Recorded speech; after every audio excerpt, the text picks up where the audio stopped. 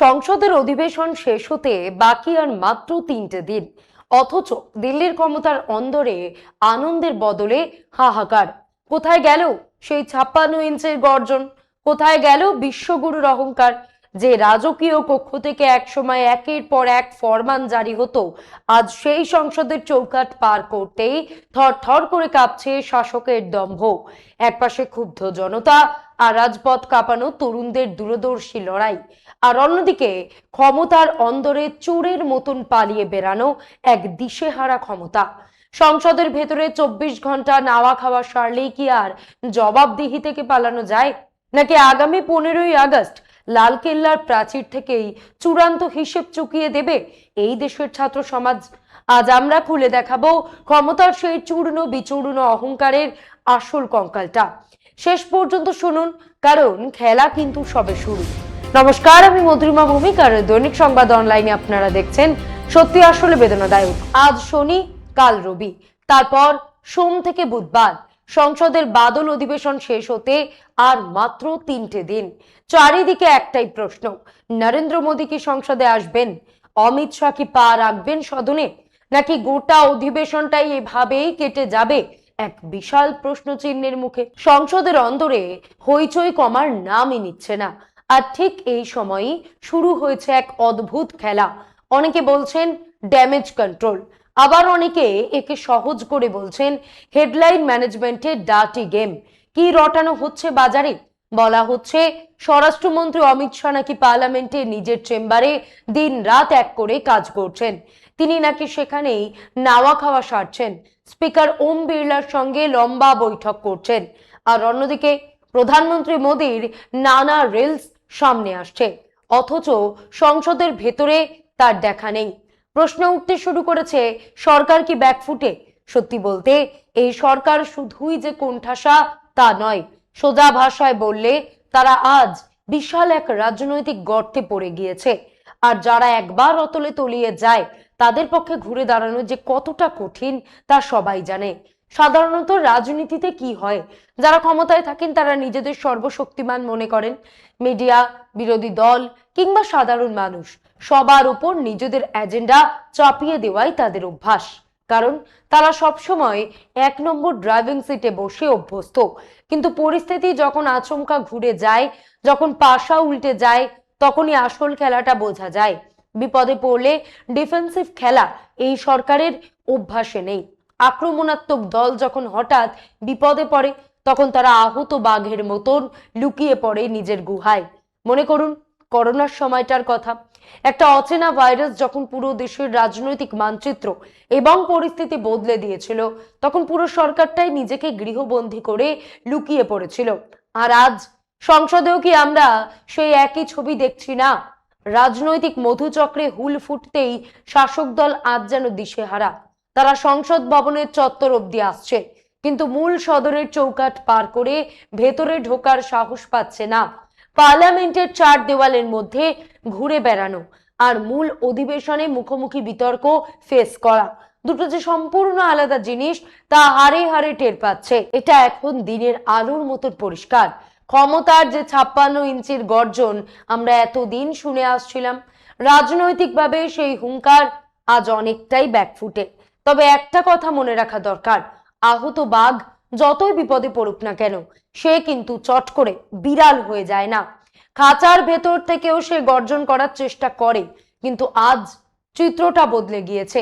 তরুণ প্রজন্ম, বিশেষ করে জেনজি এবং দেশের যুব সমাজ এমন এক রাজনৈতিক প্রতিরোধ গড়ে তুলেছে যা শাসক দলের সেই একচ্ছত্র দাপটকে একদম থমকে দিয়েছে। যে একচ্ছত্র শক্তি এতদিন সবাইকে ভয় দেখাতো, আজ সেই শক্তি নিজেই কোণঠাসা। আর তরুণ প্রজন্ম যখন নিজেদের পথ তৈরি করে নেয়, তখন রাজনৈতিক রিং মাস্টারের ভূমিকা নিতে এগিয়ে আসে বিরোধী শিবির। আজ আমরা সংসদে কি দেখছি? গোটা বিরোধী ঐক্য যেন এক ছাতার তলায়। লোকসভার বিরোধী দলনেতা থেকে শুরু করে ডিএমকে, মমতা বন্দ্যোপাধ্যায় কিংবা অরবিন্দ কেজরিওয়াল, সবাই আজ এক সুরে কথা বলছেন। রাজনৈতিক সমীকরণটা পুরোপুরি বদলে গেছে। একটা বাস্তব উদাহরণ দেওয়া যাক। পাড়ায় পাশাপাশি দুটো পরিবারের মধ্যে হয়তো হাজারো মতবিরোধ থাকতে পারে, কথা বন্ধ থাকতে পারে, কিন্তু আচমকা রাস্তায় কোনো বড় বিপদ বা মারাত্মক তাণ্ডব দেখা দিলে তখন সবাই কিন্তু পুরনো ঝগড়া ভুলে একজোট হয়ে লাঠি হাতে তুলে নেয়, কারণ সেই মুহূর্তের বিপদটা ব্যক্তিগত বিভেদের চেয়ে অনেক বড়। রাজনীতিতেও ঠিক এটাই ঘটেছে। শাসক দলের একচ্ছত্র ক্ষমতার বিরুদ্ধে আজ সমস্ত রাজনৈতিক দল নিজেদের মতভেদ ভুলে এক হয়ে গিয়েছে। যে দলগুলো এতদিন আলাদা লড়াই করছিল তারাও আজ একই সুরে সুর মেলাচ্ছে, আর সেই চাপে পড়ে শাসক দলকে ডিফেন্সিভ মোডে চলে যেতে হয়েছে। অনেকে প্রশ্ন করছেন, ফরেন কন্ট্রিবিউশন রেগুলেশন অ্যাক্ট বা এফসিআরএ বিলের মতন সংবেদনশীল কোনো বিল কি এই শেষ কদিনে পাশ করানো হবে? আমরা বলছি, বিল তো বহু পরের কথা। মূল বিষয়টি হলো ছাত্রটি ক্লাসে এসে বসবে তো, পরীক্ষায় কে কত নম্বর পেল সেই আলোচনা তো তখন আসবে যখন পরীক্ষার্থী অন্তত পরীক্ষার হলে ঢোকার সাহস দেখাবে। এখানে তো দেখা যাচ্ছে আসল লড়াইটাই এড়িয়ে যাওয়ার চেষ্টা চলছে। তাই কোনো বিল পেশ করা বা পাশ করানোর চেয়েও বড় প্রশ্ন, সরকার আদৌ সংসদে মুখোমুখি হওয়ার সাহসিকতা দেখাবে কি? সংসদে কোনো কড়া বিল পাশ করিয়ে নেওয়ার মতন রাজনৈতিক ক্ষমতা কি এখন আর এই সরকারের আছে? মনে তো হচ্ছে না। তবে একটা কথা আবার বলছি, বাঘ খাঁচায় বন্দী হলেও সহজে হাল ছাড়ে না। নিজের 56 ইঞ্চি ভাবমূর্তি আর শেষ সম্মানটুকু বাঁচাতে হয়তো তারা লোক দেখানো একটা দুটো বিল পেশ করার নাটক করতে পারে, কিন্তু সেই বিলকে ভোটাভুটিতে নিয়ে যাওয়ার সাহস দেখাবে কি? একেবারেই না। বড়জোর বিল পেশ করে সেটাকে তড়িঘড়ি জয়েন্ট সিলেক্ট কমিটিতে পাঠিয়ে দেওয়া হবে। বিশেষ করে এফসিআরএ বিলের কথা ধরা যাক, এটি মূলত ধর্মীয় সংখ্যালঘু প্রতিষ্ঠানগুলোর বিদেশি অনুদানের ওপর চাপ সৃষ্টি করার জন্য আনার পরিকল্পনা ছিল। কিন্তু সমস্যা কোথায় জানেন? আমেরিকার ক্যাপিটাল হিলে একাধিক প্রভাবশালী মার্কিন আইন প্রণেতা ইতিমধ্যেই এই বিলের বিরুদ্ধে চরম আপত্তি তুলেছেন। আর বিগত 1.5-2 বছরে আমরা কি দেখছি? দিল্লির ক্ষমতার অলিগলি যেন ওয়াশিংটনের আঙুলের ইশারায় পরিচালিত হচ্ছে। ইতিহাসটা একটু তলিয়ে দেখা যাক। 2025 সালের 13ই ফেব্রুয়ারি হোয়াইট হাউসে ট্রাম্পের সঙ্গে বৈঠকে বসেছিলেন ভারতের প্রধানমন্ত্রী। বৈঠক শেষে যে যৌথ বিবৃতি প্রকাশ করা হলো, যা আজও দুই দেশের অফিসিয়াল ওয়েবসাইটে রয়েছে, তা স্পষ্ট জানিয়ে দেয় ক্ষমতার পাল্লা কোন দিকে ভারী ছিল। চুক্তি এমন পর্যায়ে পৌঁছয় যেখানে হাঁসের খাদ্য থেকে শুরু করে গো খাদ্য, এমনকি গবাদি পশুর প্রজনন সংক্রান্ত সামগ্রীও নাকি আমেরিকার থেকে আমদানি করতে হবে। পাশেই এত উপসাগরীয় দেশ থাকতে ভারতের জন্য তেল কেনা নির্ধারিত হলো 7 সমুদ্র পারের আমেরিকা থেকেই। ভাবা যায় এটা কি চুক্তি নাকি আত্মসমর্পণের দলিল? সেই মে মাসের সামরিক সিদ্ধান্ত থেকে শুরু করে প্রতিনিয়ত মার্কিন প্রেসিডেন্টের নানান অস্বস্তিকর মন্তব্য ভারতীয় রাজনীতির সর্বোচ্চ নেতৃত্বকে বারবার চরম কটাক্ষের মুখে পড়তে হয়েছে। ভারতের সদ্য নিযুক্ত মার্কিন রাষ্ট্রদূত সার্জিও গোর যেভাবে একচ্ছত্র আধিপত্য নিয়ে ঘুরে বেড়াচ্ছেন তাতে মনে হওয়াই স্বাভাবিক। আসল নিয়ন্ত্রক কে? এর ওপর আবার আন্তর্জাতিক স্তরে মাথা চাড়া দিয়ে ওঠা কুখ্যাত এপস্টিন ফাইলসের ছায়া, যার উত্তাপ এসে লেগেছে রাষ্ট্রীয় শাসকের গায়েও। সুতরাং হিসেব খুব পরিষ্কার, যে বিষয়ে খোদ ওয়াশিংটনের শক্তিশালী নেতাদের সরাসরি আপত্তি রয়েছে সেখানে এই সরকার হাত দেওয়ার ঝুঁকি অন্তত এখন নেবে না। তাহলে শেষ 3 দিনের সংসদে কি হতে পারে? সম্ভাবনা 3টি। 1, এরা হয়তো বিতর্ক এড়িয়ে স্রেফ সংসদ এড়িয়ে চলবে। 2, যদি এসেও দাঁড়ায় ঝুঁকিপূর্ণ বিল পেশ করবে না। 3, বিল পেশ করলেও হারের ভয় তা ভোটাভুটিতে না দিয়ে সোজা সিলেক্ট কমিটিতে ঠেলে দেবে। অধিবেশন শুরুর আগে ইউসিসি নিয়ে যেসব বড় বড় হুঙ্কার দেওয়া হয়েছিল সেগুলো আজ কোথায় গেল? অধিবেশন শুরুর আগে কত বড় বড় কথা হুঙ্কার দেওয়া হয়েছিল, ইউসিসি আসবে, ডিলিমিটেশন বিল পেশ হবে, আরো কত কি।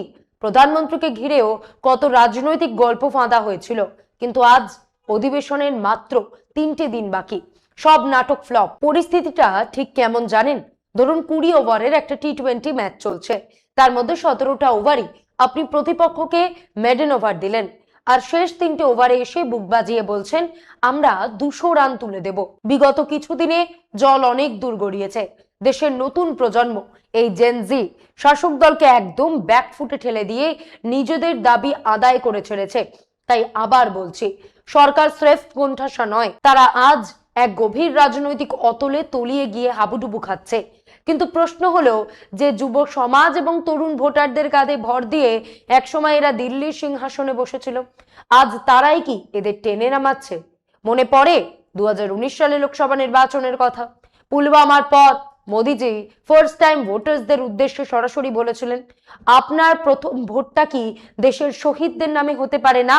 আজ কি সেই একই মুখে তরুণ প্রজন্মের সামনে দাঁড়িয়ে কোনো দাবি করার ক্ষমতা রয়েছে তাদের? হ্যাঁ, পরিস্থিতি আজ এতটাই বদলে গিয়েছে, এই জেনজি আর পুরনো গিমিক বা আবেগের ফাঁদে পা দিচ্ছে না। তাদের আন্দোলনের সেই অভূতপূর্ব দৃশ্যটা একবার ভাবুন। তারা স্পষ্ট দাবি তুলেছিল, ধর্মেন্দ্র প্রধানের পদত্যাগ চাই।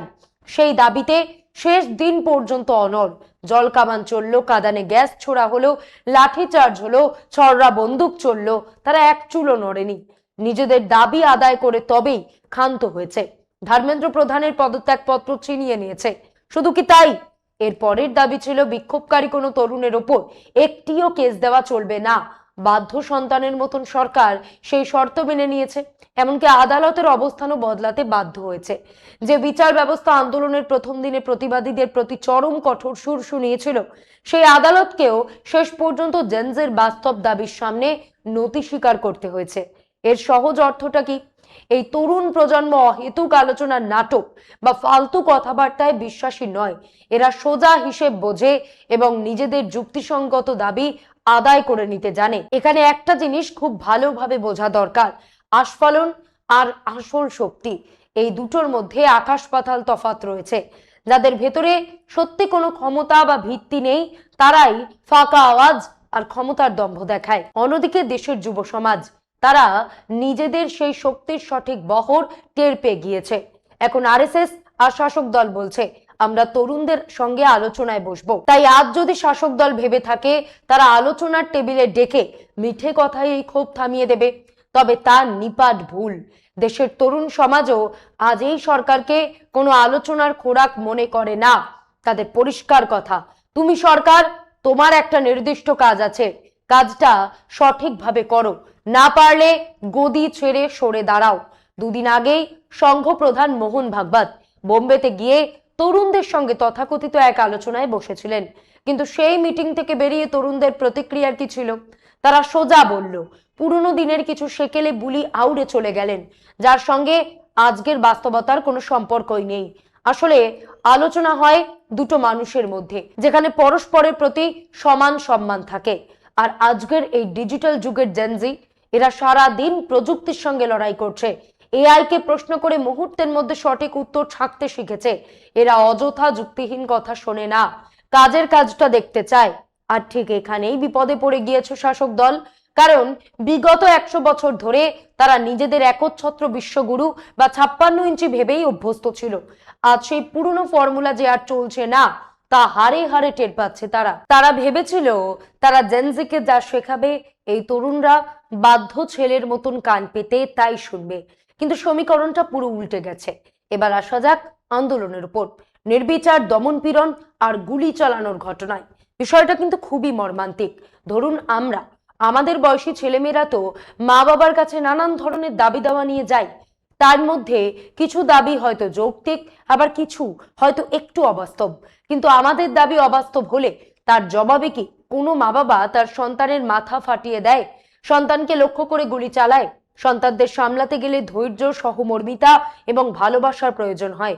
সেখানে হিংসা, লাঠিচার্জ বা রক্তপাতের কোনো স্থান থাকতে পারে না। এই দেশের তরুণরাই তো দেশের সন্তান। আর যে কোনো গণতান্ত্রিক সরকারের প্রাথমিক দায়িত্বই হলো নাগরিকদের সুরক্ষা দেওয়া, তাদের শাস্তি দেওয়া নয়। সুরক্ষা আর শাস্তি, এই দুটো শব্দের মধ্যে যে আসমান জমিন তফাৎ রয়েছে, তা এই সরকার ভুলেই গেছে। সবচেয়ে লজ্জাজনক, আন্দোলনরত মেয়েদের সঙ্গে কেন চরম অভদ্রতার শ্লীলতাহানি করা হলো, ব্যারিকেডের ভেতর কিভাবে ইলেকট্রিক কানেকশন দেওয়া হলো মানুষকে শক দেওয়ার জন্য। একদিকে মুখে বলবেন ওরা আমাদেরই সন্তান, আর অন্যদিকে তাদের বুকের ওপর গুলি চালাবেন। এই চরম দ্বিচারিতা দেশের মানুষ মেনে নেবে কিভাবে? এই কারণেই বলছি, শাসক দল আজ একটা চরম গোলক ধাঁধায় আটকে পড়েছে, যেখান থেকে বেরোনো প্রায় অসম্ভব। সবচেয়ে বড় বিষয় কি জানেন? এদের সেই পুরনো তুরুপের তাস, ধর্মের নামে মেরুকরণ আর হিন্দু মুসলিম কার্ড, সেটা কিন্তু এবার পুরোপুরি ফেল। রাজপথে যে সমস্ত ছাত্রছাত্রীদের উপর অত্যাচার চালানো হলো তাদের মধ্যে সব ধর্মের মানুষ ছিল, যার প্রায় 95% ছিল হিন্দু ধর্মের যুব সমাজ। ফলে মেরুকরণের সেই বহু ব্যবহৃত চিত্রনাট্য এবার আর কোনো কাজে এলো না। সোশ্যাল মিডিয়া, দরবারে মিডিয়া কিংবা আইটি সেল, কোথাও এরা আর নিজেদের সুবিধা মতো ন্যারেটিভ তৈরি করতে পারছে না। নিজের ঘরের দুজন ছেলে মেয়েকে যেখানে জোর করে নিয়ন্ত্রণ করা যায় না, সেখানে দেশের 140 কোটি মানুষ, যার মধ্যে প্রায় 75 কোটি এই তরুণ জেনজি আর জেন আলফা, তাদের কিভাবে বন্ধ করে রাখা সম্ভব? এরা ভাবছে তরুণ সমাজ ইনস্টাগ্রামে সব তথ্য ফাঁস করছে বা রিলস বানাচ্ছে, তাই মেয়েটাকে চাপ দিলে সব বন্ধ হয়ে যাবে। এই প্রজন্মকে চেনা এত সহজ নয়। ইনস্টাগ্রামে সামান্য বাধা পেলেই এদের 5 মিনিটও লাগবে না স্ন্যাপচ্যাট বা অন্য কোনো প্ল্যাটফর্মে শিফট হয়ে যেতে। ডিজিটাল দুনিয়ায় এদের আটকাবে কে? আজ সরকার যদি ভেবে থাকে ইনস্টাগ্রাম বা মেটার অ্যাপগুলোকে সেন্সর করে বা বন্ধ করে যুব সমাজকে আটকে রাখবে, তবে তা তাদের চরম মূর্খতা ছাড়া আর কিছুই নয়। একটা অ্যাপ বন্ধ হলে এই প্রজন্ম পরের দিনই নিজস্ব কোনো বিকল্প অ্যাপ তৈরি করে বা নতুন কোনো প্ল্যাটফর্মে শিফট করে যাবে। ডিজিটাল বিপ্লবের এই স্রোতকে আটকানো অসম্ভব। চতুর্দিক থেকে কিভাবে ঘেরা হচ্ছে দেখুন। এতদিন যারা নতি স্বীকার করে চলছিলেন, সেই নীতিশ কুমারের মতো নেতারাও আজ প্রধানমন্ত্রীর সামনে গিয়ে নিজেদের শক্ত অবস্থান দেখাচ্ছেন। রাহুল গান্ধী থেকে অরবিন্দ কেজরিওয়াল সবাই আজ সরাসরি ক্ষুব্ধ পড়ুয়াদের কাছে পৌঁছে যাচ্ছেন, কথা বলছেন। ডিএমকে বা আঞ্চলিক শক্তিগুলো সংসদে একের পর এক মোক্ষম প্রশ্ন তুলে কোণঠাসা করছে সরকারকে। বিগত 12 বছর ধরে দেশে বিষাক্ত এবং বিভাজনের যেসব ন্যারেটিভ তৈরি করা হয়েছিল, শ্মশান কবরস্থানের রাজনীতি, জামা কাপড় দেখে মানুষ চেনার কুৎসিত কটাক্ষ বা অত্যন্ত অভদ্র ভাষায় রাজনৈতিক আক্রমণ, কোন সভ্য রাজনীতির পক্ষে জবাব দেওয়া কঠিন হয়ে পড়েছিল। কিন্তু এই জেনজির মেয়েরা কি করলো? তারা একদম অভিনব উপায়, ধারালো পোস্টার আর প্রখর রসবোধের মাধ্যমে সেই বিষাক্ত বানগুলোকেই উল্টে শাসক দলের দিকে ছুড়ে দিল। এই দেশ জানতে চায়, দেশের অভিভাবক জানতে চায়, ছাত্রছাত্রীরা জানতে চায় 20শে জুলাইয়ে রাজপথে সেই নৃশংস পেলেট গান চালানোর নির্দেশ কে দিয়েছিল? এই এক প্রশ্নেই কেঁপে উঠছে সংসদ, অথচ জবাব দেওয়ার নাম নেই। শাসক দল এখন কোন ন্যারেটিভ সাজাচ্ছে? বলা হচ্ছে অমিত শাহ নাকি সকাল থেকে রাত সংসদ ভবনেই কাটিয়ে দিচ্ছেন, দেশের সেবা করছেন। আচ্ছা, দেশের মানুষকে আপনার থাকার ঠিকানা জানতে চেয়েছে নাকি জবাব চেয়েছে? প্রধানমন্ত্রী রিলস বানাতে ব্যস্ত আর স্বরাষ্ট্রমন্ত্রী এড়িয়ে যাচ্ছেন মূল কক্ষ। এখন খবর রটানো হচ্ছে সোমবার নাকি এফসিআরএ কিংবা ডিলিমিটেশন বিল আনা হতে পারে, কিন্তু সংখ্যা কোথায়? টিএমসি ভাঙিয়ে দলবদল করিয়েও সেই ম্যাজিক্যাল 2/3 সংখ্যাগরিষ্ঠতা তো হচ্ছে না। এমনকি ডিএমকেও সাফ জানিয়ে দিয়েছে নিজেদের আইডিওলজি বেচে তারা এই বিল সমর্থন করবে না। আর এর উপর সবচেয়ে বড় চর কোনটা জানেন? 15ই আগস্ট আসছে। সাধারণ মানুষ থেকে শুরু করে ছাত্র সমাজ সবাই আর প্রশ্ন তুলছে, লালকেল্লার প্রাচীর থেকে ভাষণে এবার কি বলবেন প্রধানমন্ত্রী? দেশের সন্তানদের উপর পেলেট গান চালানোর সেই প্রতীক্ষিত জবাব কি তিনি সেদিন দেবেন? লড়াইটা আর স্রেফ সংসদের 4 দেওয়ালে আটকে নেই, ক্ষমতার দম্ভ ভাঙতে শুরু করেছে। আর দেশ আজ এক ঐতিহাসিক জবাবের অপেক্ষায়। আমরা অপেক্ষা করছি, আপনারাও অপেক্ষায় থাকুন। আজ এই পর্যন্তই। এমন আরো বিষয় জানতে অবশ্যই সাবস্ক্রাইব করুন, লাইক, কমেন্ট, শেয়ার করুন। দেখতে থাকুন দৈনিক সংবাদ, শুধু নামই যথেষ্ট।